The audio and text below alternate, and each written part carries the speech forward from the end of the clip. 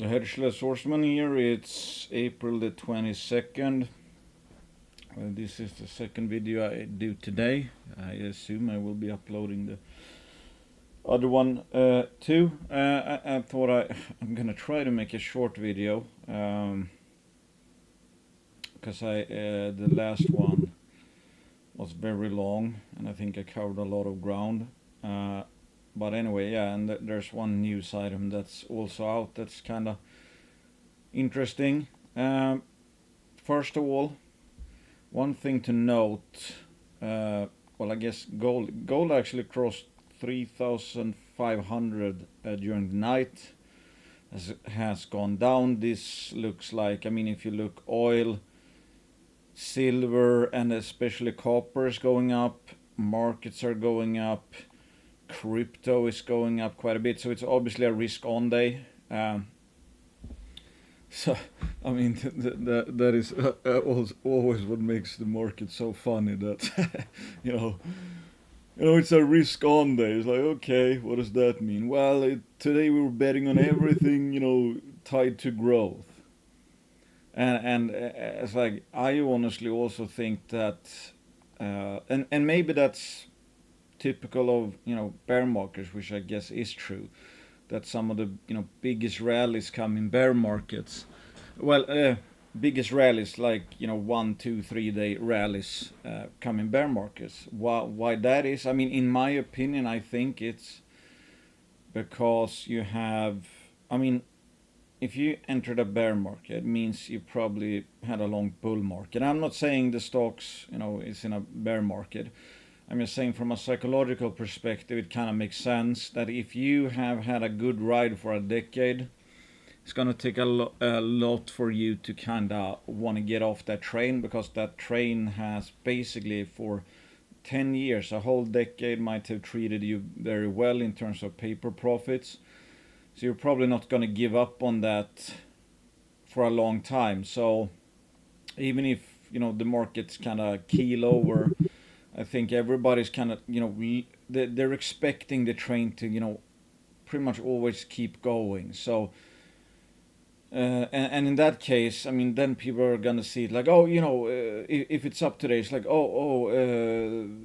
it might, the correction might be over. It's, the train is gonna continue for another 10 years, and people fall over themselves trying to buy and make money as in the short time frame they can, basically, because I mean this, as always, many of these are absolutely worthless, if not all. But still, it's like, oh, no, now we have a window. It's like the markets aren't crashing today, so it's like you're kind of getting more, I think, desperate to get in some of some up moves, let's say, because you're also afraid that it's gonna change soon. And also, again, that dip buying mentality, because it's always easier for people to say buy the dip after something has gone up 10 years, because every dip over the last 10 years has basically ended up making you more money. But when a decline gets serious, there's not a lot of talk about dip buying. I mean, there's no dip buying talk really in a bear market. It's only in a bull market, and yeah, from one perspective that kind of makes sense. But it also, I think, takes a long time for people to start to believe it's a bear market, so they will maybe relentlessly buy a bunch of dips, even when a market just basically crested and was turning down. I just find it amusing to see it. It's like yesterday, sky was falling, gold was up $100. Today is like all the S&P 500 companies on average, like all of a sudden, compared to yesterday, they're 2.71% more valuable. So all future cash flow for S&P 500 companies, there's 500 of them, for all eternity, or and if you discount it back, all of a sudden they're 2.7% more valuable. I mean, that doesn't make much sense, but I mean, that's how markets work, right? And again, most people absolutely don't treat stocks as they're buying ownership of companies. They're I mean, most people look at it like crypto. They want to make a paper profit. They want to buy something they think is going to go up, right? That's how people are in the junior sector as well. I mean, if people complain about crypto, including myself, but a lot of people treat investing like crypto. Many have no idea what they actually own. They don't have any sense of what the fundamental value might be. They just buy things that they think are going to go higher in the near future, and typically that's things that are already going higher. But my point was that, okay, I don't think the major miners have reported Q1 for 2025 yet. I don't believe so. Maybe some have. I don't think so.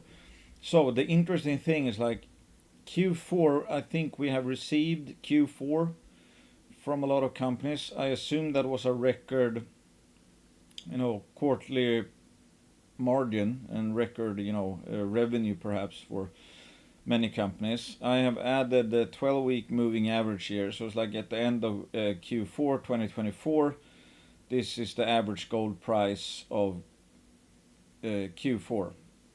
Basically, I mean, close to it. So that's $2,680, and that's what has been reported.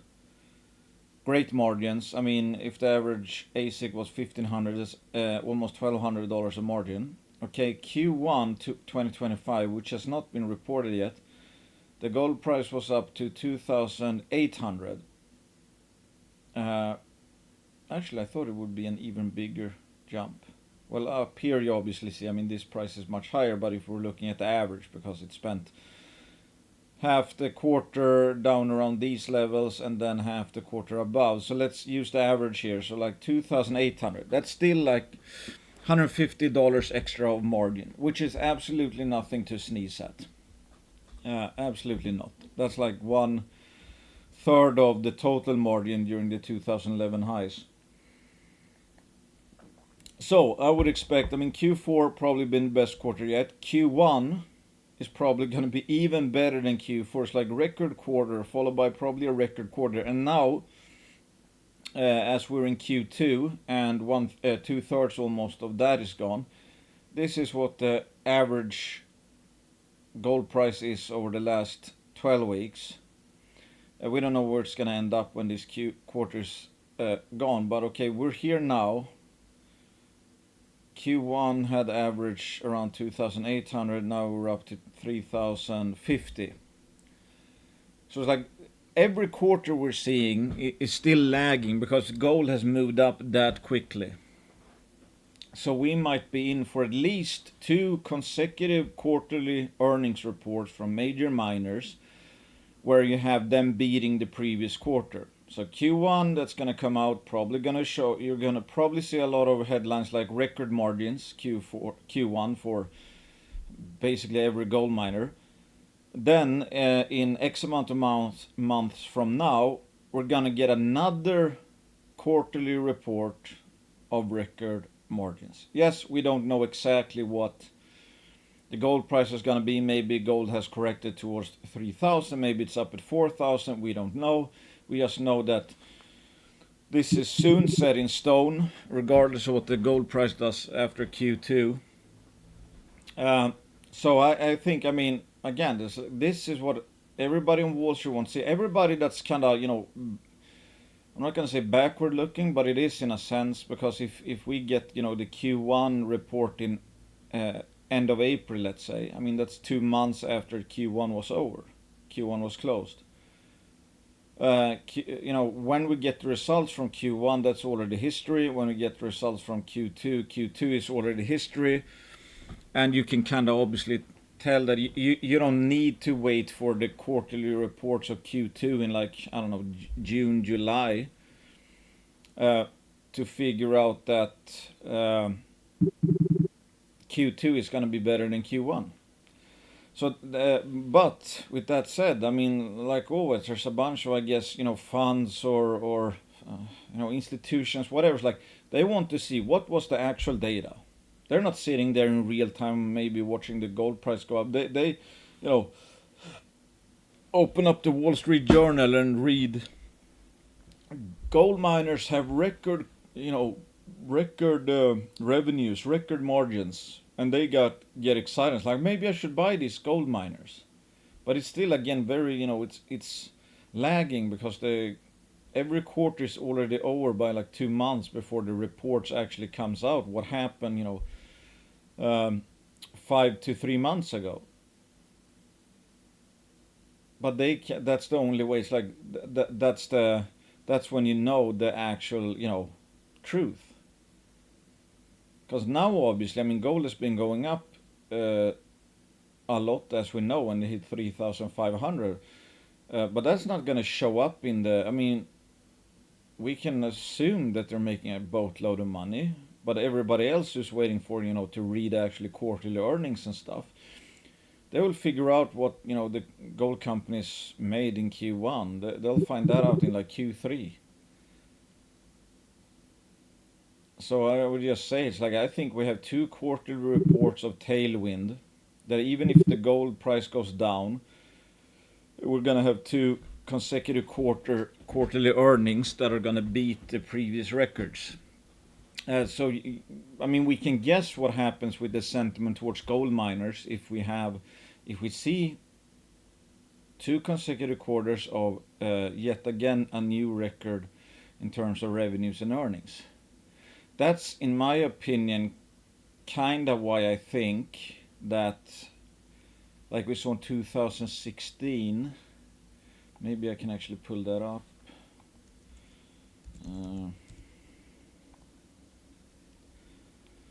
I'm not saying this is 100% the case, but let's look at 2016, the epic rally here, and then we add gold.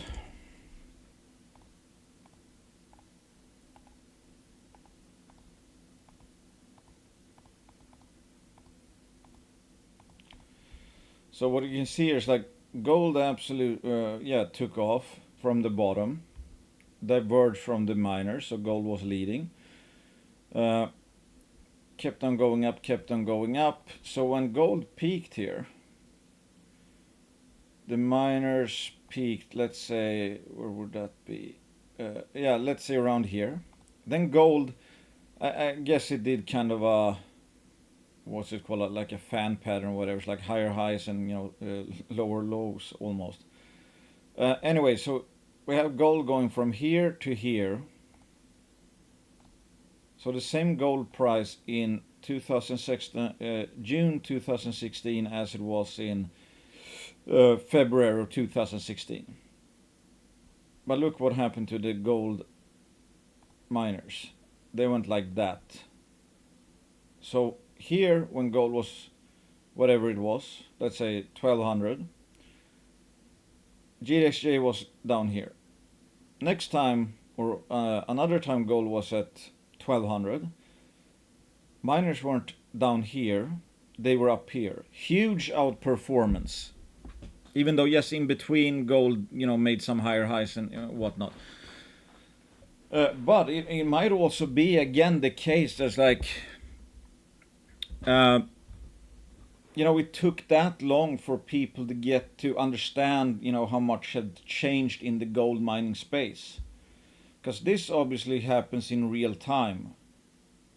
But Wall Street Journal or Bloomberg, whatever, they don't have real time reports of how much the gold miners are making up here. So maybe it took, whatever, it's like a quarter or something, and then, well, actually, I guess, well, that wouldn't be like a quarter, but maybe it's like, who knows, maybe just, I'm trying to figure out, okay, so this is obviously Q4, Q1, which ended here.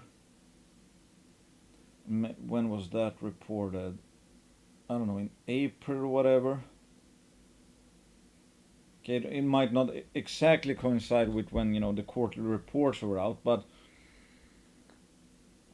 my point is kind of that I don't think. I mean, you have to really follow the sector to appreciate how much has changed. Whereas, like, there's probably a bunch of people that some might wait for a report. It's like, you know, oh, now I read that Barrick has record margins, and that report is still, you know, it was what they were earning, you know, 3 months ago. But that's the only, you know, evidence of how well Barrick is doing that they have to go on, in a sense. Even though it's obviously changing every single day, so it was still kind of a lag. I mean, it's like the business value. GDXJ just kept on revaluing when gold price kind of went sideways. But of course, the average returns up here or average margins up here, compare that to down here. I mean, huge difference. Here it spent, yeah, like 2-3 months, you know, down here around $1050, $1100 gold, and up here it might have been like $1200 gold. So it's like $100 margin. That was a lot for these producers that barely made any money. So yeah, even if gold stalled again, so even if gold stalls, it means that we're probably going to have two consecutive quarters of increasing record margins, which is going to get, you know, trumpeted out in you know, on the grapevine or newswire, whatever you want to call it. Even though we, you know, junior holics, we're watching, you know, the gold price every single day, and the market obviously reprices it every single day. But you can still have, I think, this outperformance with gold not going really anywhere, because if gold just stays in this range, sooner or later this is going to creep up to that level. And if it stays flat, it would be consecutive record quarters beating every single other quarter. So that it's like, and then you get that on paper that they're indeed earning that much. So it's like, as long as it's going up, every quarter is going to look better than the previous ones, and every quarter where it's like ending, it's not going to be the average margin, because you have to factor in this. So it's kind of going to be underselling. This is probably the gold price they got paid, whereas like in reality at the end of this quarter, this is where gold was. And right now, maybe we're going to end up here with an average gold price of 3,100, who knows. But gold already hit 3,500, which is like $400 extra margin. So that's, you know, I mean, in a good sense, that's how you create trends. I mean, even lagging trends. I mean, this is the trend, but the margins are obviously lagging in a sense, because they get announced. What they earned here is going to be announced, you know, in June, July or something. So it's kind of interesting, and you don't really know, you know, what moves sentiment the most. Is it what the gold price is doing in real time, where it is in real time, what the producer might earn in real time, or is the key to get, you know, quote, the masses in, or generalist? Is it for them to see consecutive quarterly reports, which will already be old when they come out? I don't know the answer to that. But I think that's one thing to have in our back pocket. And even if gold goes down to 3,000, we're still going to have two probably consecutive record quarterly revenues, quarterly reports with record revenues and record margins, regardless almost what gold does. That's one thing to keep in mind. Even if, you know, gold goes down a bit, and you see, Bloomberg terminals or whatever. It's like, oh, gold, the biggest gold miners are up to 60% margin or whatever. I mean, that's like tech margins. That might turn some heads, regardless of what gold is actually doing at that time. This one thing I talk about quite a bit. Lundin Gold. I should actually pull that up.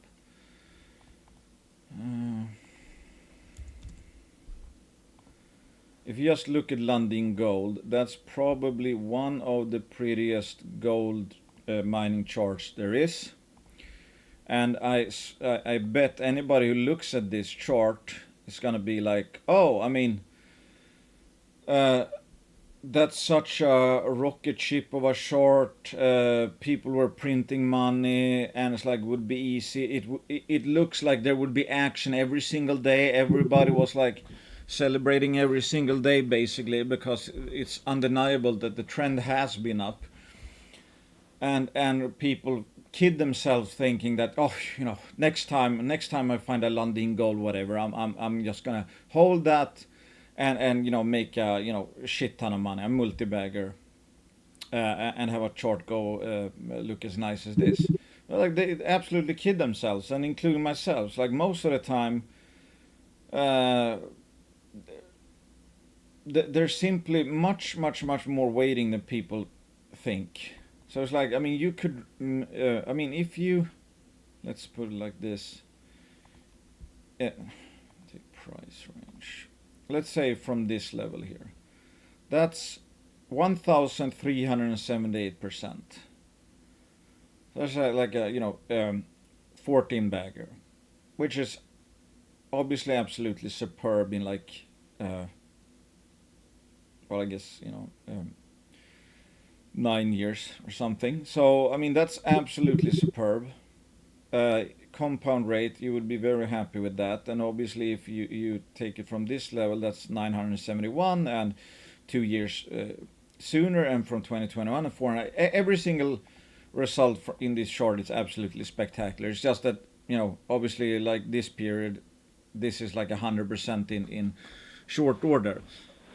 But people mistakenly believe that holding a 10 bagger is going to be so obvious or so easy, because it's so obvious it's going to become a 10 bagger. And if you look at it, well, the trend is so strong that obviously you would feel like you were making money every single day. But it's like, let's face it, let's look at reality instead.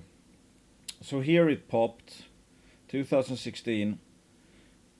It didn't hit a higher net high, I guess. I mean, whatever the size and the percentage gains you had on your Lundin Gold position, if you just kept it, that position would not see a higher percentage gain for 3 years. So if you were celebrating how much you made here, it was going to take you 3 years of holding, 3 effing years, before that position showed a higher gain than it did 3 years earlier. So in a sense, one could say that, people were disappointed for 3 years straight because they never see this actually, their position have a higher return. For 3 years. Then 3 years later, started moving again, moved up here, which was not a bad gain. So that's a 50% return. Again celebrating. Then it took another 3-4 months before you could net celebrate again, because you had new net gains where the position, you were actually more green here than you were at the peaks here. But it took 3-4 months to see another new high. And then it did really well for a period of time, 9 to 13. So that's like, 67% in relatively short order. And you're like, okay, over the moon again. Okay, what happened then? Well, first it fell by 60% in the 2020 flash crash. And when you were celebrating the new position net gain high, it was going to take you 2 years of additional hodling before you could see the position be more in the green than it was 2 years earlier in 2020. And I think, so I marked out a bunch of consolidation periods here. And I'm not even accounting for the ones for this one. I don't think I go back that far. Or do I? No, I don't. Okay. Because here you have another long one. And it's like, almost like what Great Bear did, kind of near the end. Spent, I don't know how long Great Bear spent, but a long time. So basically every rectangle here shows a consolidation period where the price was lower or the same level as it was at the previous peak.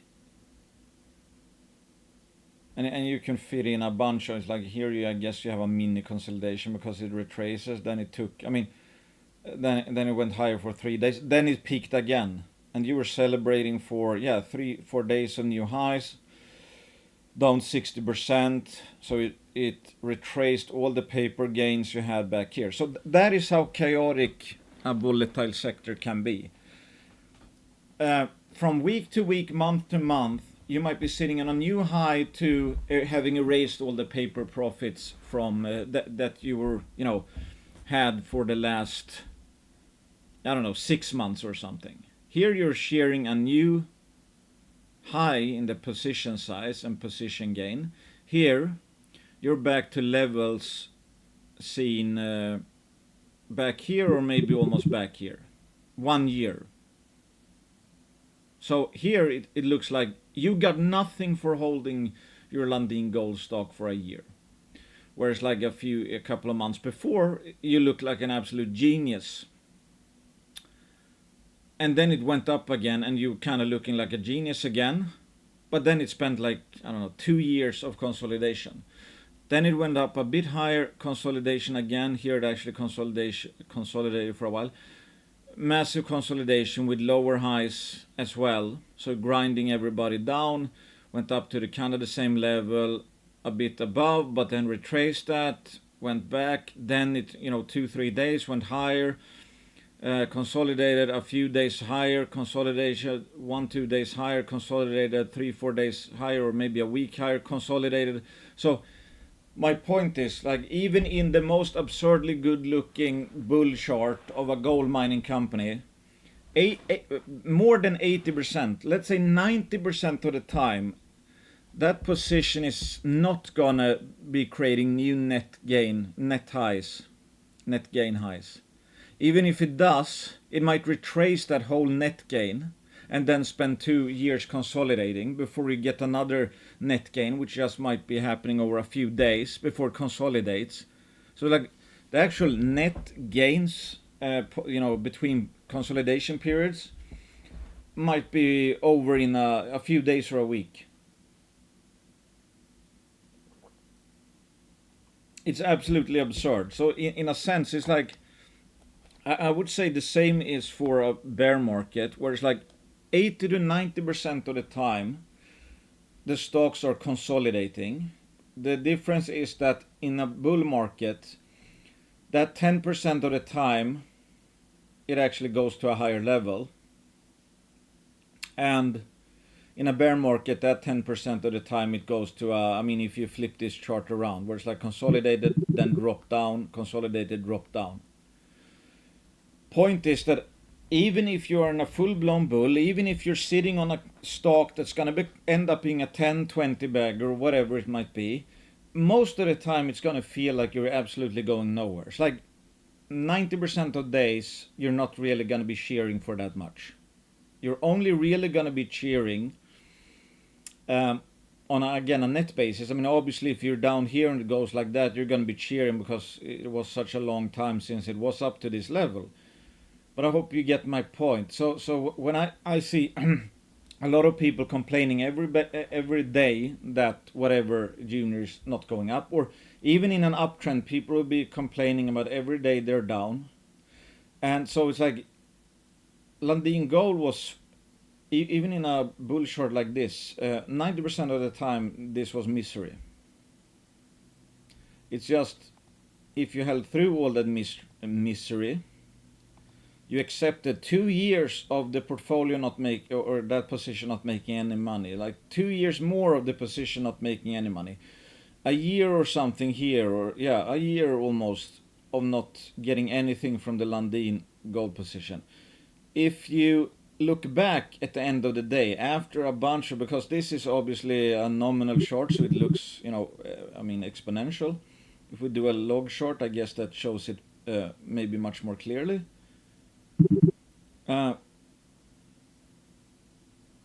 Consolidation here, kind of consolidation here. Do you think people were cheering through this move, or it was fun to hold through this move, or see this erase all the previous move down to a level not seen all the way back since 2016? That's 4 years of gains that kind of were retraced in a short period, or sit through this? No.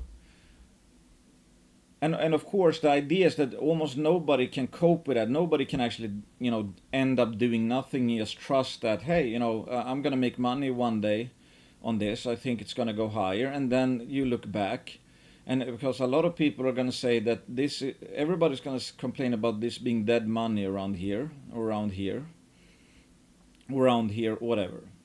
But the one who was willing to accept quote dead money and hold for a long time, they made the most amount of money in this stock. The hodlers, I think, I'm pretty sure that only the real hodlers made a very large amount of money in Lundin Gold, but it took years. In between, 90% of people are traders and all of that, and they're gonna be trying to get every one of these ticks correct, let's say. But it's just a trade for them in a sense. So I mean, how big of a position are you gonna take if you don't look at how cheap something is? You just look at some trading pattern. I don't know what an average trading position is. Let's say it's 0.2% or 0.5% or 1%, or I guess depends on the portfolio size and all that. But you in some cases you might be right. Let's say so you get a 10-15% return or something, and if you're really, let's say, good and lucky, you might be able to do that a few times. Hey, though that's returns, yes, that's returns, but at the end of the day you're probably not going to make more than the person who just sat on the stock. Not in terms of percentage, I would think, maybe in a sense, from if you accumulated all the, if you put in $1,000 and you made $150 here and then $150 here and $150. Yes, that's gonna amount to something, obviously. But one thing also, that traders are gonna miss most of the typically the rips, let's say, or they're gonna be high because they're chasing.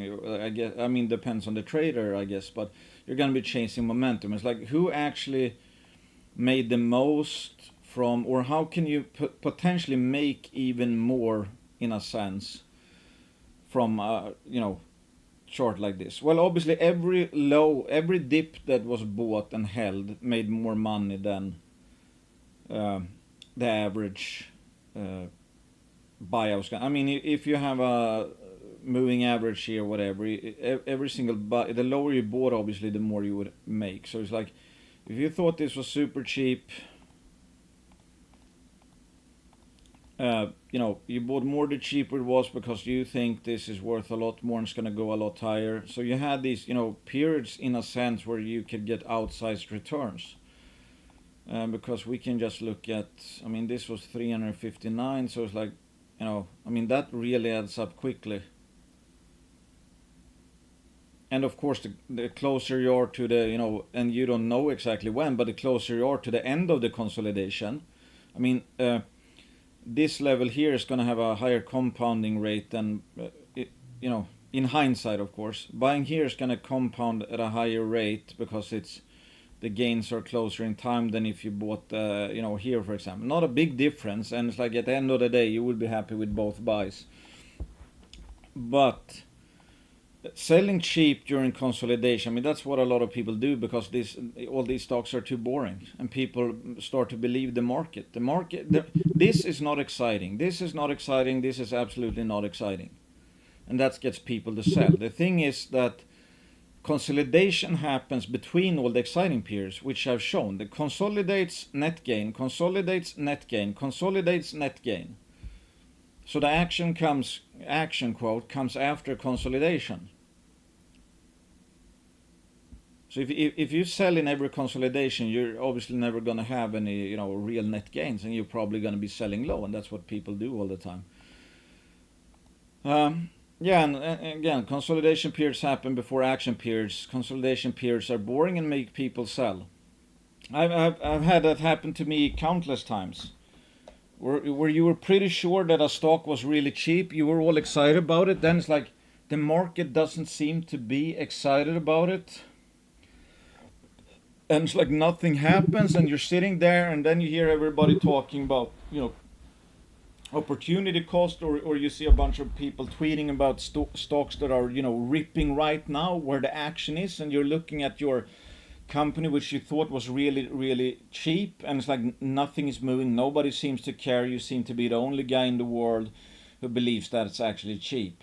And then, and which is not uncommon, and I've done it quite a few times, then you end up selling. It's like, okay, you're like, I guess I was wrong. Or it's like, okay, well, I guess, the reasons I found it cheap, it appears that it doesn't matter because the market is saying that it's not actually cheap, or it's not, it's absolutely not as exciting as I think it was when I bought. And now, after I've sat in it for months or weeks or months or maybe even years, I'm not gonna care.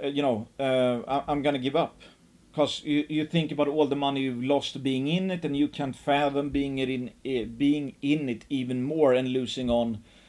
I mean, let's say you sat in Lundin Gold here and saw it, trade sideways to down, and you're like, fuck. Even though this probably outperformed every junior, for example. But down here, you're gonna be afraid that there's another 2 years of consolidation, because you're gonna be seeing some stocks that went up over this period, and you're thinking, oh, opportunity cost, opportunity cost. I can't cope being in quote dead money for another 2 years. And all of a sudden it turns around, goes up, yeah. So selling an intact cheap story because it's boring is probably not a good idea. That's probably, I mean, if you're right, you're gonna make a lot of money, and especially the cheaper you are, because the thing is, like, there's no guarantee that this was gonna play out. But if you buy here, you can always only lose 100%. But if you're actually right and the story is intact, this might be a much higher future reward than if you bought it up here. I mean, it might not look like much, but that might be another 50% return or something, which is huge. Yeah, and it's not uncommon to have laggards that frustrate you by muting the portfolio for a period of time. It is not uncommon either that those laggards boost the portfolio the most in the not too distant future. Happened to me a lot of times. I mean, Integra, for example, I've said, I think it's one of the, absolutely cheapest stocks I've ever seen, cheapest juniors I've ever seen. When they acquired Florida Canyon and became a producer with two advanced assets behind, and it frustrated the shit out of me in a sense, because like in my mind, it's like, this is so absolutely ridiculously cheap. It's like you're getting two projects that one of them on a standalone basis was valued at 200 million when gold was like, I don't know, 1800 or something. The other project, Millennial Precious Metals, I don't remember exactly, but I had, a Carlin discovery, oxide heap leachable gold in Nevada, certainly worth something, and then Florida Canyon, and like Integra was valued at like, I don't know, 220, or I think it was down to like 200 or something for a while. It's like made absolutely no sense given the synergy, especially of having those three assets in the same junior. So you got like a cheap producing gold mine and two development projects absolutely for free. It's like beyond no-brainer cheap. It's like you're literally getting two projects, advanced projects, for free. And still it didn't rebel. It was just crazy cheap. It's like this shouldn't go up. This shouldn't go up 5% today. This should go up like 100% today. But it might have gone up 5% or 20% over a week. Then it retraced 20%, and you're sitting there like, what the hell am I? Is the market this dumb or thick or whatever? So that went on for like, and this was one of the most obscene cases of undervaluation. This is not even theoretical. This is like two advanced assets end up producing mine, and the market still couldn't like, I don't know, 5% up one day, 5% down one day, like rounding errors basically.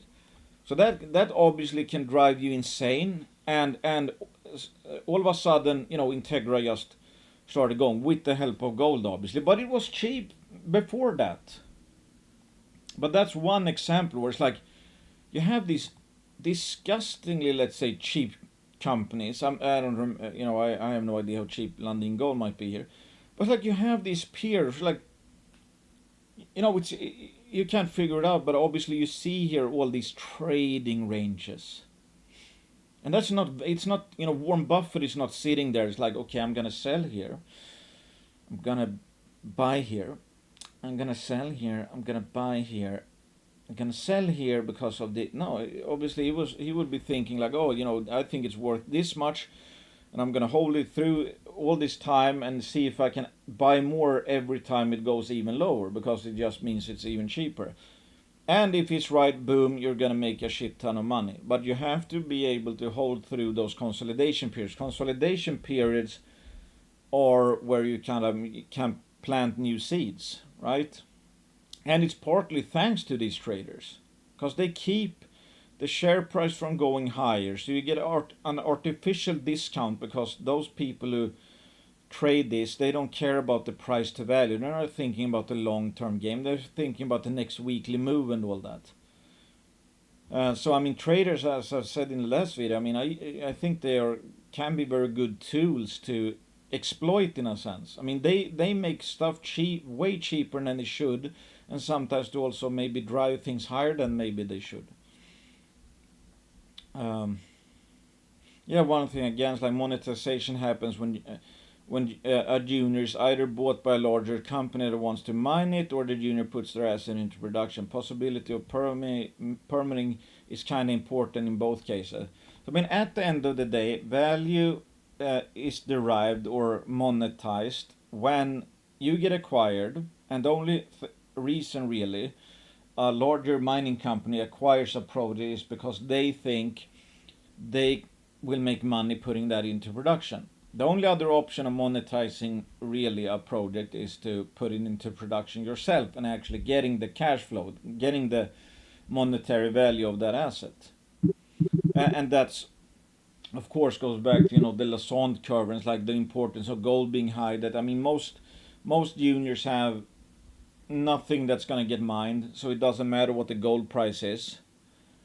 Some juniors have something worth mining, but the problem is, of course, if there was a really good project that's never going to get permitted, for example, a major knows, I cannot monetize that because I'm not going to be allowed to put it into production and derive the monetary value from those high quality ounces. And a junior can't put them into production either, because they can't get the permits, let's say. Even if they could fund it, they're not getting the permit. So that's obviously a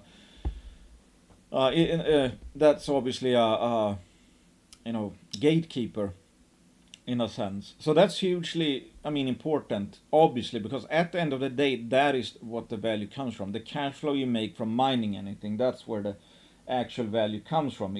Nobody's going to acquire you if they think they can never get the permit into production, and first of all, it has to be good enough that anybody would want to get it into production. And then a junior needs to be able to fund it if they want to put it into production. That's it. That's the only real times, where kind of value is monetized, theoretical value. And in between, since most will not fit this category for varying reasons, at the end of the day, vast majority of juniors are trading sardines because they are never going to monetize their assets. In the meantime, people are going to buy that stock higher and lower and whatever.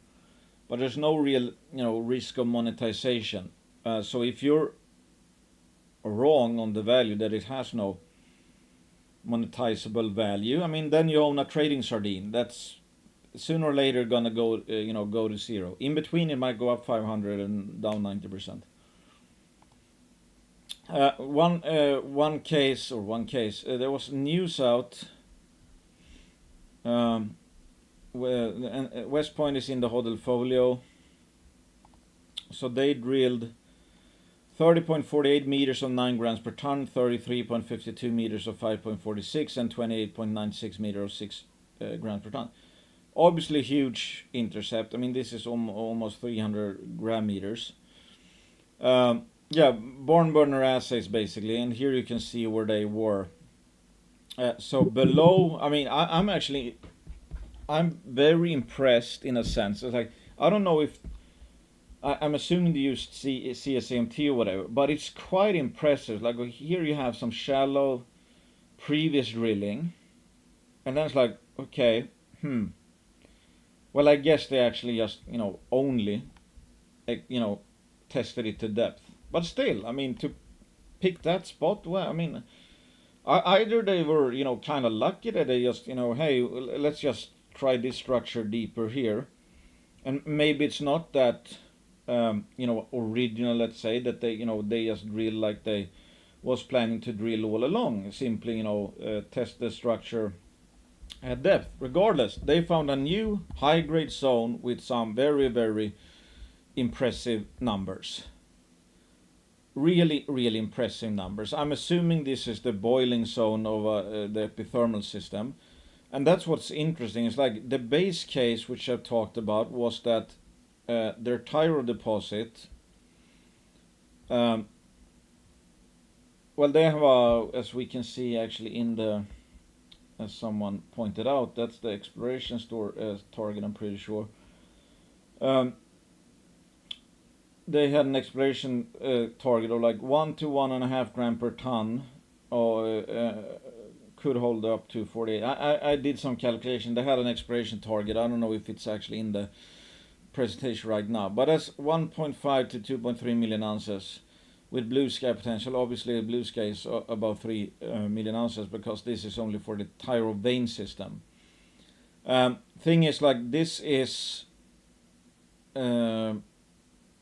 somebody here is like, somebody asked, what's the fair market cap here? Someone else said, honestly, close to zero. Fundamentally, they just hit some great holes in a good location, so the speculation is high. The company is, again, as I have no idea who this guy is. But going back to my monetization thing, if you have an early stage project that you're far away from having anything worth mining, that might be due to grade, size, infrastructure, whatever. And if you have that ticked off, you also need to be able to permit it, right? So you have something worth building, can get built, and where you can be allowed to build it. If you don't have either, I mean, it's like people didn't even care about Snowline Gold at first, because in their minds it's like it's so remote that the threshold for success for anybody to actually build all the infrastructure and put a mine into production, it's so high that it doesn't even matter what they hit. I mean, now I think people are, have a different opinion, obviously. And that's the thing. If Snowline hit, if the Valley deposit was 2 million ounces, forget it. That's never gonna get built. Never gonna become a mine. Doesn't matter if they have 2 million ounces of like 5 grams per ton. Open pitable, heap leachable, even though, I mean, the economics, if that was with good infrastructure, would be absolutely absurd. A multi-billion dollar project, pretty much. But that's the thing. So that was a big difficulty. Again, that's the miners are not thinking, it's like, oh, these assets are great or whatever. It's like a miner, creates value. It's like their whole thing is to make money mining something. That means it's got to be worth mining, worth the investment, and they can get to mine it. So when he says like honestly close to zero fundamentally, that's like, I mean, in a sense one could see that as like, okay, is there any tangible value here? I don't think, again, I don't know if it's bashing or if he just doesn't, know this sector that much or whatever it might be. Yes, I'd agree that if you hit some holes in a remote area where it's like if they find something and it looks mineable, it's going to be it could potentially be a mine in 15 years. Highly speculative. You're betting on, even finding something worth mining. And then also that you're going to be able to get it mined, and then who knows, how long it's going to take to, get the permits and all that. This is near surface, good grade oxide gold on patented land in Arizona next to a past producing mine. It's not like historic in that sense. It's just it produced like a few years ago and got permitted 7 years ago or something. It's not fundamentally worth close to zero. Monetization probability is very high. That's why I especially like this story, because I think the case was that I think based on everything they know and their exploration target, I think it's a pretty good chance that they have like 1.5 million ounces of near surface, good grades for oxide actually. I mean, they think it's going to be, let's say 1 to 1.5 grams per ton. And sure, there might be some strip ratio and all that, but it's like there's oxide heap leachable operations mining like half a gram, 0.4. I think the neighboring Moss mine was like half a gram or something. So if you have like twice the grade or 1.5 times the grade, obviously you can survive if you have a higher strip ratio, and then you hit stuff like this. So my base case was that there's going to be enough oxide gold here to build a mine, a very economic mine. It's very close to infrastructure. There's a road nearby, there's a town nearby. It's in Arizona on patented land. And patent, then, I mean, as far as I understand, it's not private. I don't think it's private. But I think it simply just makes the permitting a lot easier. And it's already mining country because there's a mine not at all far away that Mako Mining just bought. So it's like there's evidence of a mine getting permitted here. It's patented land. It's Arizona, pretty much in the same place that another mine got permitted. I think water situation is also much easier for Arizona. So it's like my idea was like there's an 80% chance that there's at least going to be enough stuff here that this is an economic deposit that's probably going to become a mine. And at these gold prices, and that might happen, relatively quickly. If we're talking a heap leach operation, I don't know how long permitting is gonna take. I mean, they want to drill it out more, I think, first, obviously, and then you need, economic studies and whatever. But I wouldn't think permitting would take such a long time. And just looking at, for example, this is Nevada North heap leach project belonging to Integra. So this is Nevada North. It's both Wildcat and Mountain View deposits. So it's one project contains like two deposits. MNI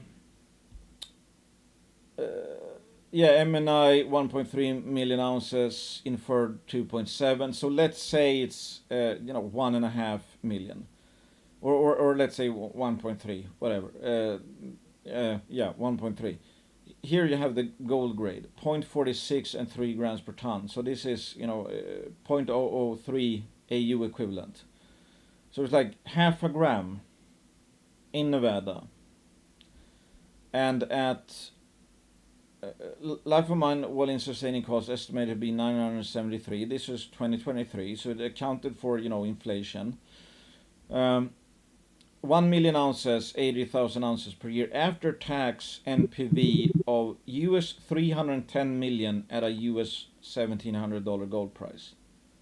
I think the capex is around 100 million. I don't think the capex of building this, I actually think a junior could build this if we assume that it's like 1.5 million ounces of good grade, because that's probably going to be a more impressive project than Nevada North heap leach, if I had to guess.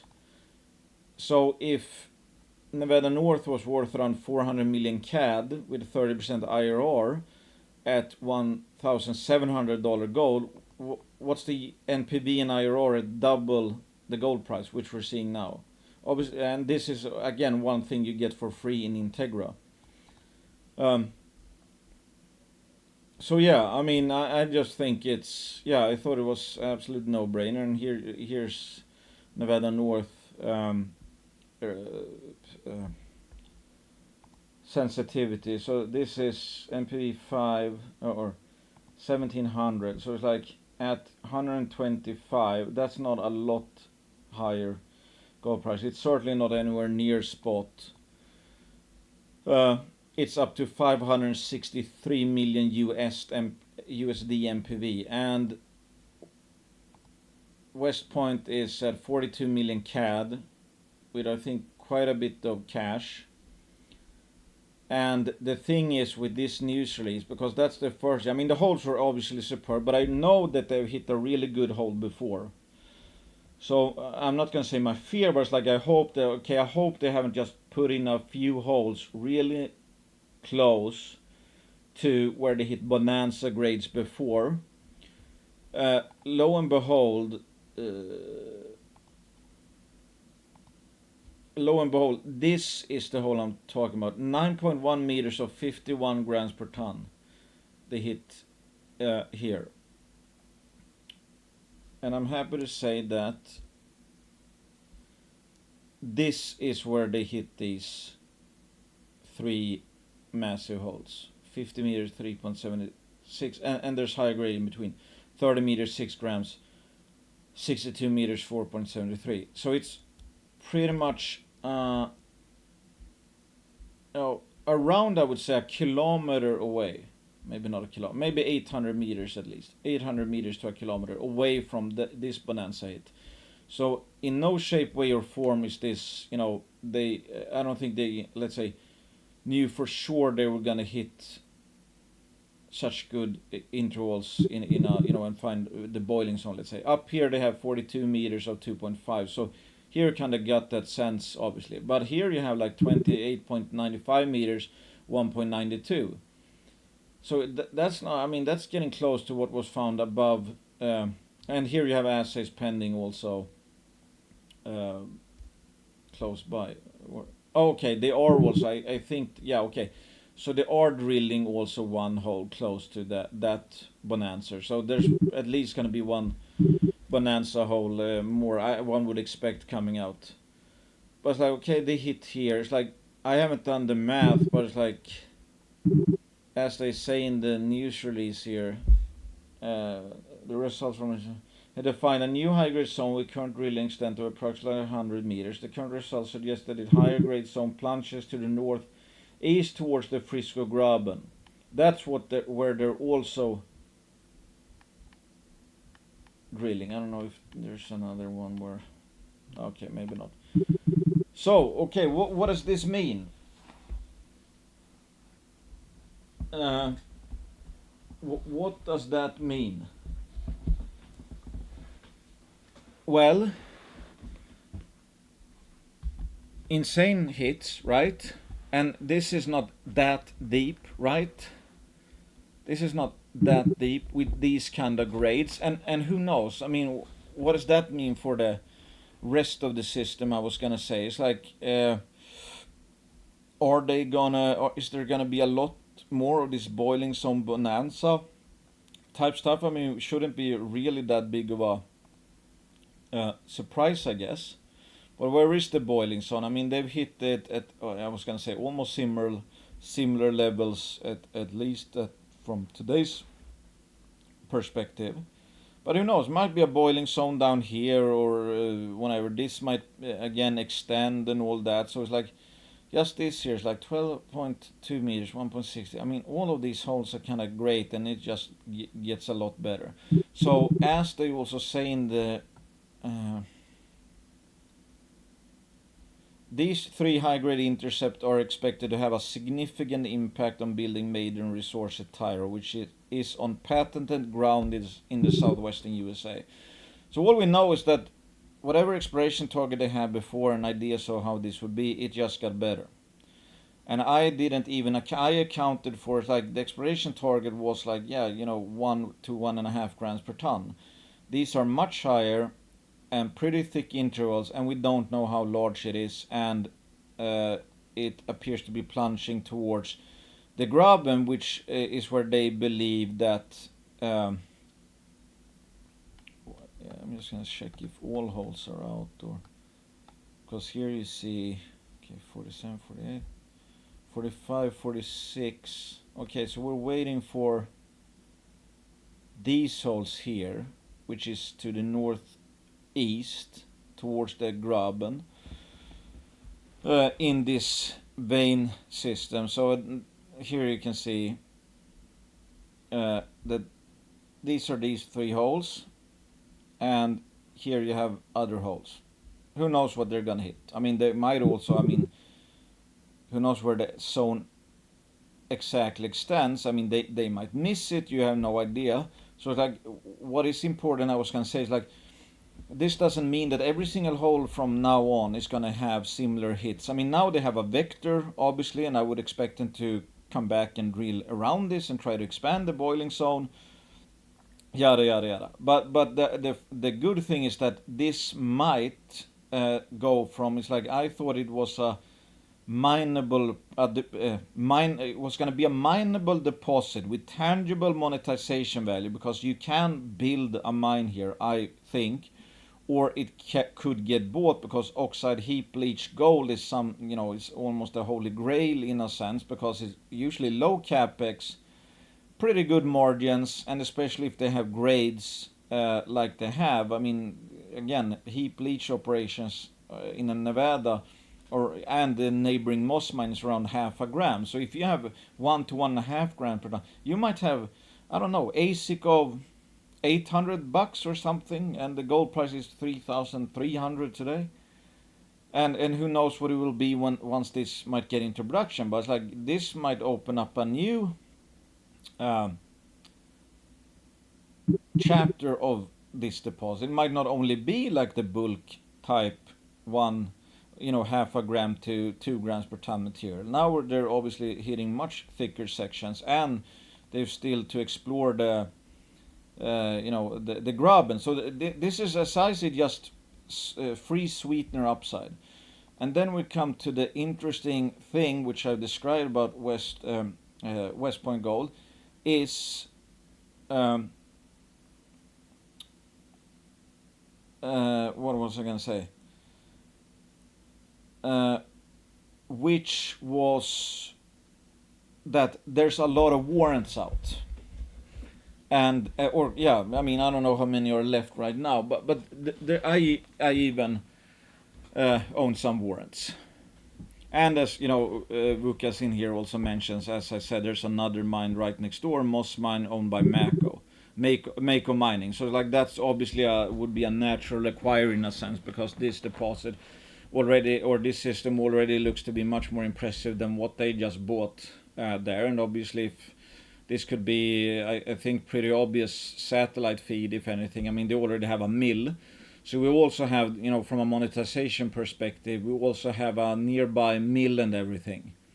So again, do I think Tyro is going to get mined? I mean, I think this deposit for sure is destined to be mined. But going back to my point, huge volume today. Thing is that this is there's quite a lot of warrants between 40 to 50 cents, maybe lower as well, and maybe higher. I own actually some of the 40 and 50 cents warrants. I haven't converted any. I haven't sold any shares to convert. But that is one reason, I think, why, again, it's like you see it here. Volumes have picked up as it came into the 40 to 50 cent. So yeah, volume up, but it's a lot of churning. Then it retraces for no reason really. Then we go up and there's a lot of churning. So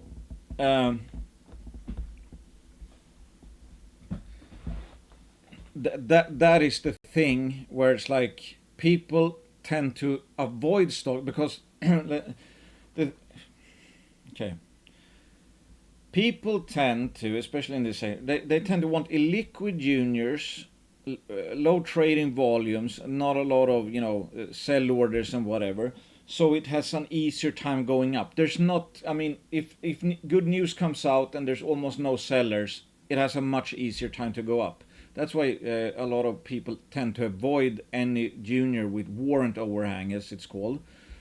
Because there could be a lot of, I mean, if you have 40-cent warrants, you're like, okay, I can exercise the warrants, immediately sell those stocks I bought for 40 cents, and I'll make 50% return. So that's very enticing for people, just to get a quick flip in a sense.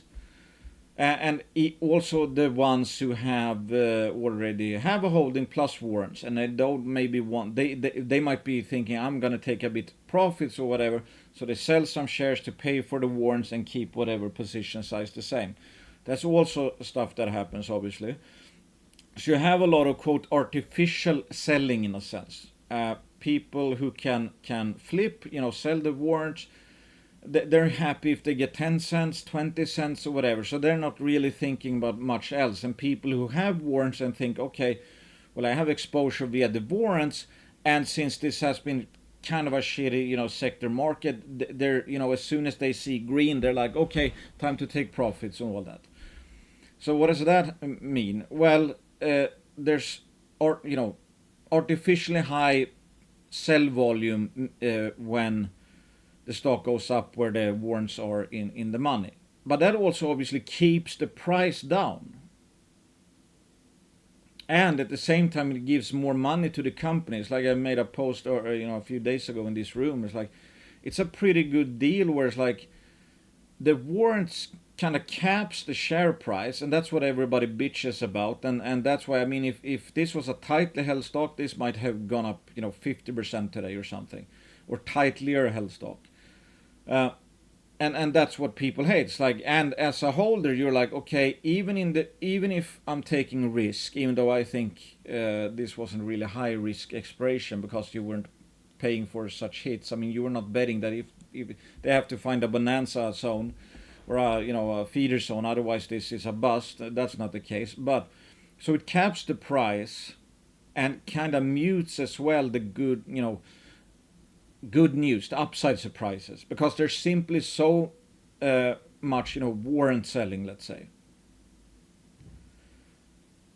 What that means is basically that as value kind of climbs, which it did with this news release, for example, the price doesn't really reflect it yet because it's still churning through all this warrant overhang. So as a holder, as a shareholder, I mean, it's kind of punishing in the sense that if you take risk, I'm not saying I took a lot of risk with this one, but if you take risk, even in the case of success, you're not getting that much paid for it. It's like, if we were in a full-blown bear market, basically, where nobody cares about good news, but they would certainly stomp the stock if it was bad news, let's say. That's not a great short-term risk-reward proposition from a paper loss and paper profit perspective, obviously. But the flip side of that is that anybody can also be a buyer, even if you're a holder. So all of a sudden, you see this news, you think the value of the stock or the company went, I mean, how much did it go up today? 13%. Let's say it went up 5-6 million CAD. Is there a chance that this new high grade zone discovery is worth more than 6 million CAD to the company?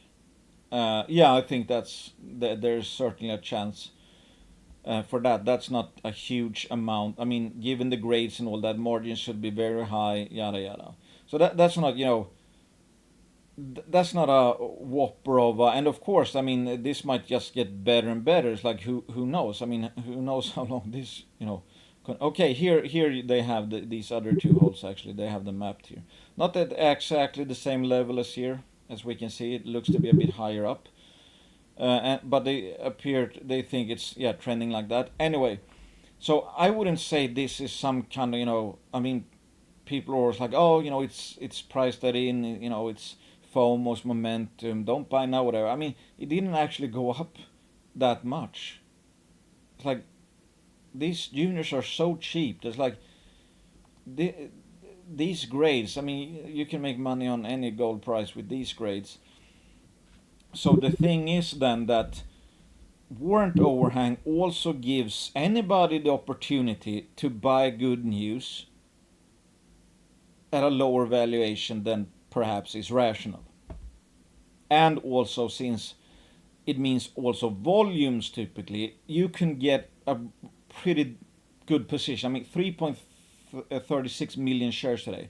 I mean, that's what, almost 5% of the total amount of shares have traded hands today. And it's still, quote, only up 13%.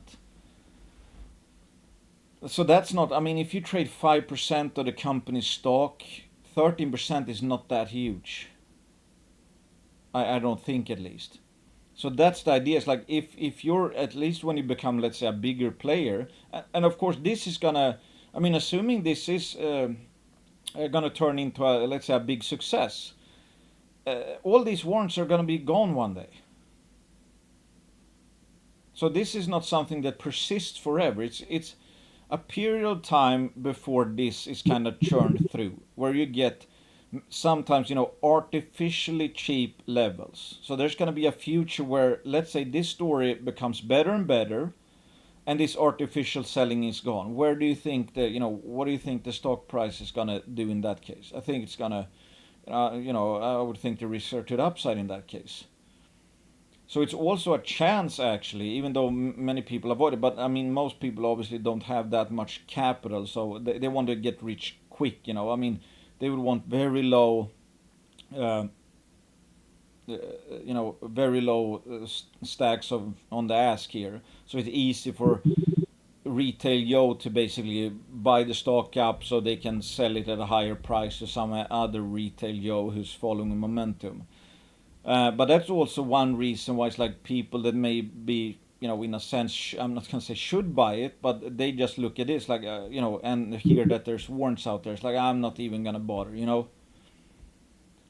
So that's the interesting thing, I think, with, markets investing overall. It's like, I mean, you can, a lot of people look at it as like warrant overhang, that's a negative, so they don't touch it. Whereas like you could also look at it, it's like, hey, this is a chance to get in at cheaper prices than maybe it should be, and I can take a bigger position than I could if this was a tightly held stock. And for that person, this is actually an opportunity, but it's not an opportunity in that case for the necessarily the day traders, let's say.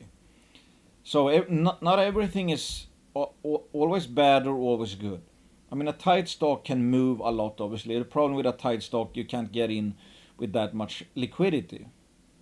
I mean, there's some juniors. I bought a copper junior not long ago, which was, disgustingly cheap. Very small liquidity, very small volume. So I couldn't even get in with a big position. I bought it anyway, and so far I made some paper profits on a small position, so that's not bad. But it's like I couldn't even make it if I thought, oh, this deserves a 10% position size. That could never happen at that price.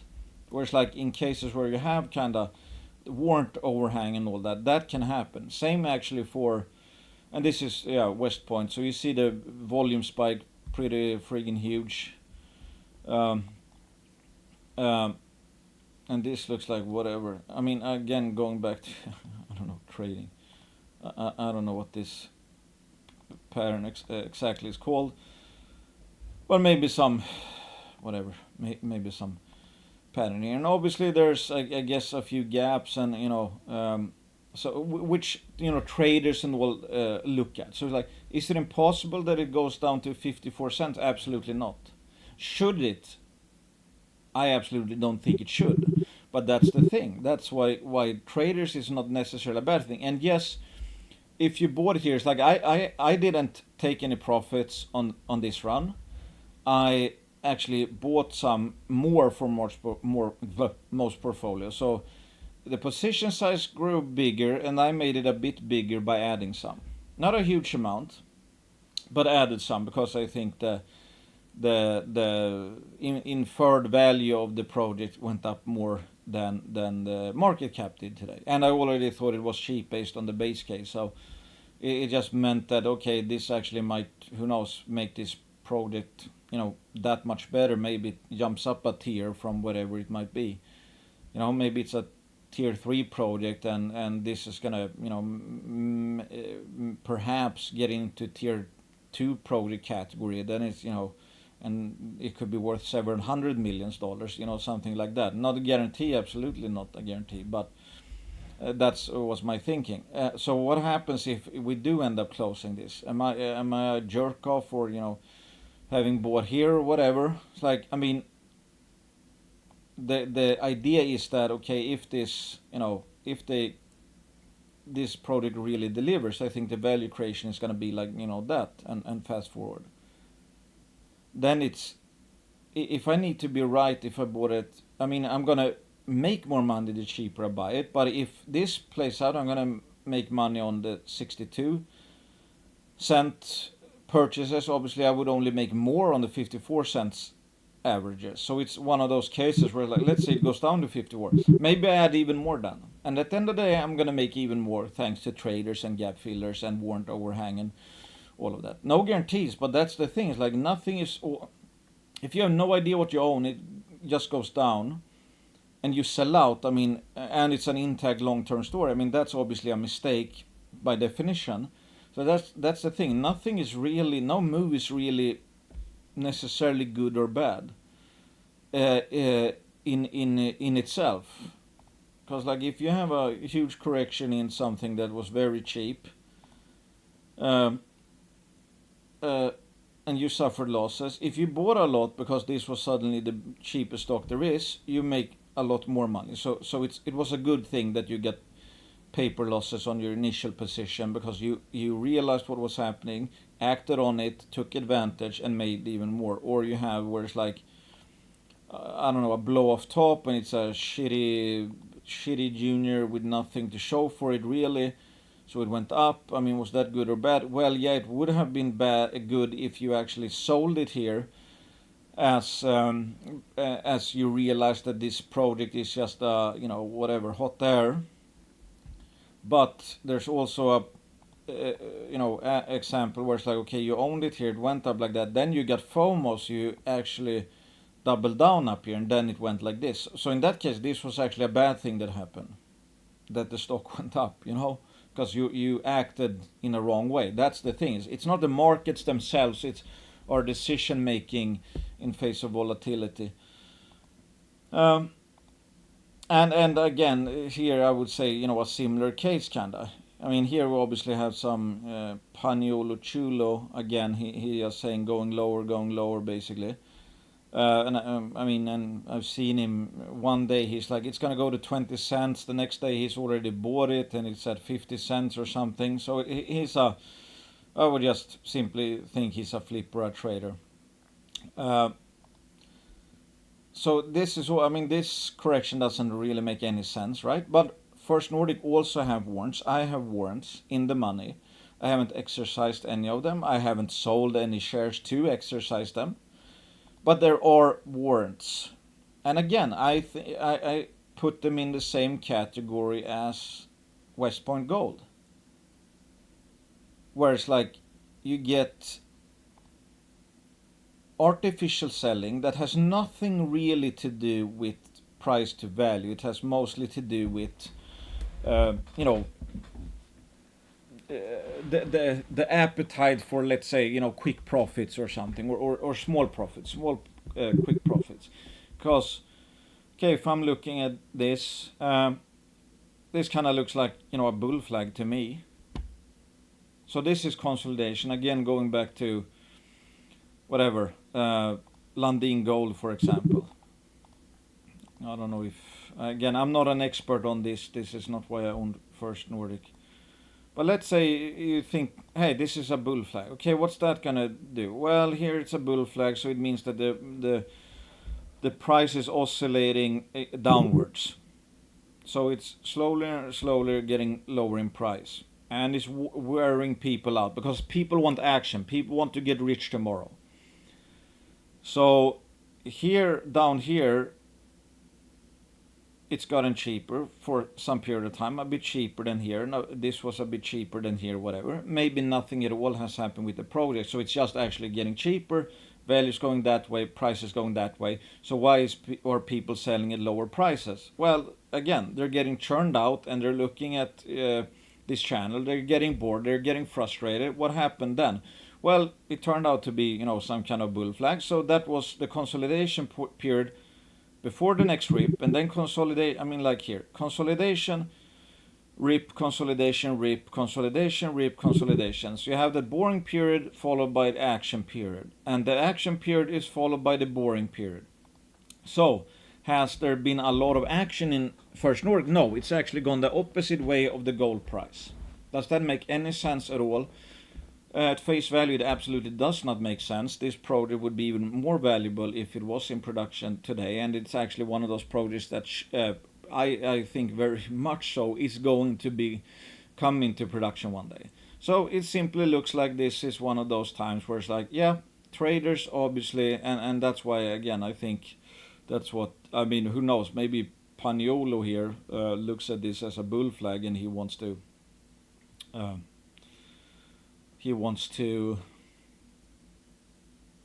accumulate. I don't know, right? Or he's simply looking at the trend line and want to trade that. My point is, this makes absolutely no sense. It kind of makes sense from a warrant perspective. From a price to value perspective, it's absolutely nonsense, and that's the only thing I follow. So I am way less likely to want to sell here than I was to sell here. Why? Because it simply is cheaper here than here. I'm leaving too much price to value gap. And if we know anything about how markets tend to be, is that they have an exciting period followed by a consolidation period, then the excitement period starts again. Because here, this is not exciting. So it gets people to sell who, quote, don't know any better, let's say, simply because it's not going up. And it's just, in reality, it's just gotten cheaper and more unsustainably cheap, let's say. And then you're in for the next run. So that's the thing. It's like most of the, even the best cases, the ones that are going to turn into 10 baggers, whatever, they're going to be consolidating for a long period of time. Then they get exciting. Then they consolidate. Then they get exciting. Then they consolidate. And that's always how it's going to be. The only thing we can do better than hodl in a sense, I guess, is potentially value shuffling, and otherwise just good old dip buying. Because every single dip in Lundin Gold, for example, made any hodler more money than any short-term top, for example. So I don't need to predict stuff. I let the price come to me. So it's like in First Nordics case, price has gone down. That means a bigger opportunity, especially with gold going higher, creating even higher inferred value, even though you can't fully derive the value from that because it's not in production yet, etc. Anyway, I hope you get my point.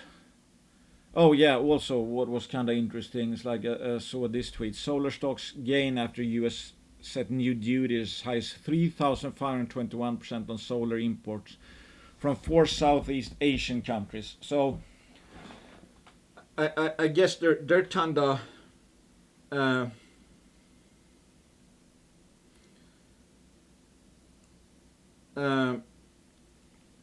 I don't think. I mean, basically, it looks like. I mean, as many people probably know, China has basically almost had a monopoly on solar cell production. I mean, they basically undercut everybody else, took over that sector. A lot of companies went bankrupt and whatever. And Brazil, where Homerun, for example, is active, put 10 or 20% tariffs, I think, on Chinese solar. And now this is basically the US banning any importation. I mean, de facto, it's kind of a ban. The tariffs are so high on solar, there's no way you're going to be able to sell Chinese-made solar. And I think that some are, even if they might be made in China, whatever, that they're imported from, let's say, some else. So I think this is, they're putting the duties on 4 Asian countries. I think it's, basically just encapsulate everything where, China has sold through. So, okay, China, who is the main, I think, the biggest solar manufacturer, they're kind of banned to sell into the US. US is probably quite a big market. Well, there's other places then that can pick up the slack, including, of course, internal or domestic producers in US. So obviously this is going to help domestic production.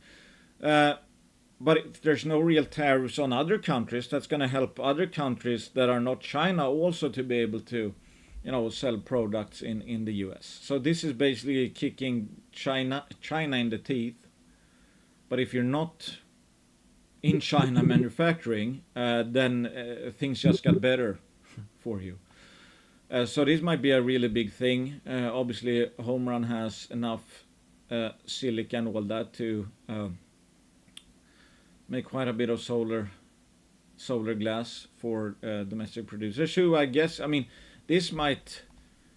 I mean, if as we've seen, based on MOUs and whatever, if people wanted to, if companies want to use Homerun silica and solar glass before this, maybe, you know, US as an export destination just became red hot, and they would just simply want more, because all of a sudden the US market is screaming for, you know, other exporters that are not China. So this might be I think this might be a really big deal actually, and I think especially it's gonna be a big deal for anybody who produces solar, that they would want to obviously not maybe be in China necessarily, and yeah, no, very interesting actually. Homerun has also been one of those that have, yeah, that's I think Homerun is, in my opinion, I think Homerun is very cheap right now. I think it's, and I said this last time, it was around $1 here. I think Homerun is probably cheapest it's ever been. That's my guess at least. It's very much you know, it's a top 5 position in the HODL folio, and there's a lot of bashers in the room. I don't really care about that, because like, as anybody should kind of tell, I mean, if somebody spends their time bashing junior stocks, you know their time is not worth that much, and that says something about you know, let's put it like this: the people that I actually know are, you know, good investors, or think are very good investors, and they're not many. They spend absolutely no time bashing stocks. It's not worth their time. They are focused on actually, you know, making money, productive stuff. So that's one thing I think to keep in mind. It's like, bashers, they might be hired by, you know, smart people, whatever, or traders or shorters or whatever. But yeah, I mean, it's like they're kind of betraying how much their time is worth, because I don't spend that much time writing in this forum, and I have you know, at least you know, a few 100,000 shares of Homerun. So I'm very much invested. I just don't give a shit about all the I don't know what you should call it, but yeah, I don't give a shit about most stuff that's being said in forums, etc., because most of it is absolute garbage, and the ones that are usually worth listening to, they aren't spamming forums necessarily every day, especially not companies they don't own. Anyway, thanks for listening. Have a great day. Consider me biased. I assume I own shares of any company I mentioned. Some are banner sponsors as well, so twice biased. This is not buy or sell recommendation. Don't invest money you cannot afford to lose. Certainly don't buy anything certainly don't buy anything just because I own it. Because it's like, I'm not your portfolio manager. You need to know what you're doing with your money, because it's your responsibility. I don't share your profits or your losses, and yeah, it's up to each and own. Yeah, I hope you get that. And I mean, as always, like, whining is absolutely non-productive. If we're whining about something, that's a sign of a loss of control. Whatever, we should always know. If we don't know, we should sell, if you know what I mean. It's like, I want no-brainers. I want no-brainer risk scores. I don't want. There's certainly a few cases where it's like they look very interesting, and it's like, okay, this looks interesting, and I can see how this could end up well. But if it's not a no-brainer, I tend to stay away at times like this, because now I don't really need to look long to find, in my opinion, no brains. Anyway, thanks for listening. Bye.